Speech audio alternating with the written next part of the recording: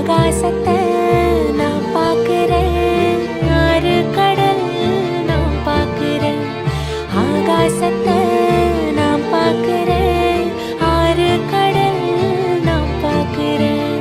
கண்ணால எதையோ காணாத இவதான் கண்ணீரை பார்த்தேனே. இனி என்னோட அழக பொன்னான உலக உன்னால பார்ப்பேனே.